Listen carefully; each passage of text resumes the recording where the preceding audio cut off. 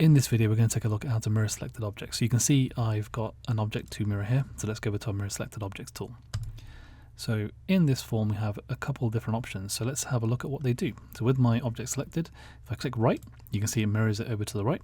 If I click bottom, it creates a mirror down towards the bottom. If I click left, it goes over to the left. And if I click top, it goes to the top.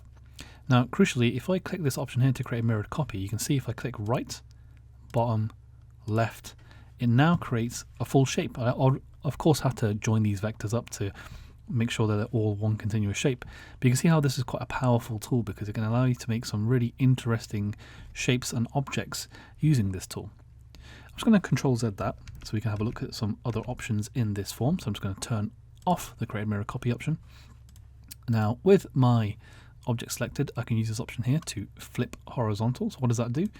It flips it horizontally in place, or it flips it vertically in place. You can also do this on the keyboard. So if you click off and click back onto your object and click H for horizontal on the keyboard, it does it horizontally. And if I do V for vertical, it does it vertically on the keyboard.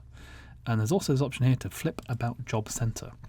So what does this do? If we click flip horizontal, it will flip this about the job center line.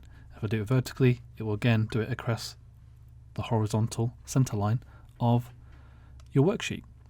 But let's look at a different example now. So if we turn off the flip about job center option and we come up to our layers tab, I'm going to turn off the sign, make the bat the active layer, turn that on, and you can see I've got half of a bat object here, and you can see it's rotated around this pivot point. And with that, the software has recognized that, so it's asking to use the rotated bounds, which I can check here, and you can see what it's doing is it's currently using the rotated bounds of that object. If I turn that off, you can see which bounds it would use.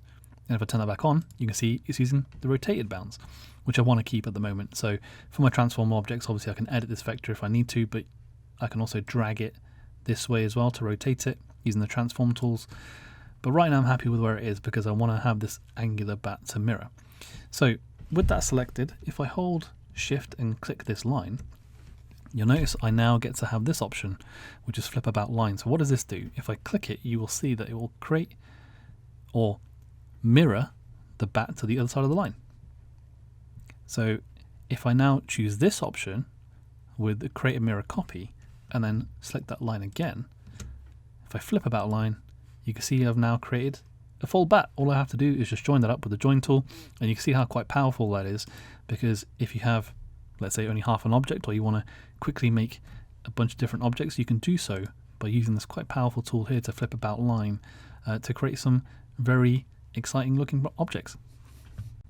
And finally, it's important to know you can actually use a lot of shortcuts with the keyboard with this. So if I just turn off our bat layer and turn on our sign layer again, if I select this object and if I do Control H, you'll notice it does the option here to flip horizontal in place, but it creates a copy of it. So if I Control Z, and if I do Control Shift H, it will create a copy to the left of it. So this is this option here. So Control Shift H will create a copy of it to the left, or a mirror copy around the job center horizontally. If I do Control Shift V, it creates a copy around the job center vertically. And if I do Control Shift H again, you can see how I make that full shape. And with that, that concludes our video on how to use the Mirror Selected Objects tool. We look forward to seeing you in the next video.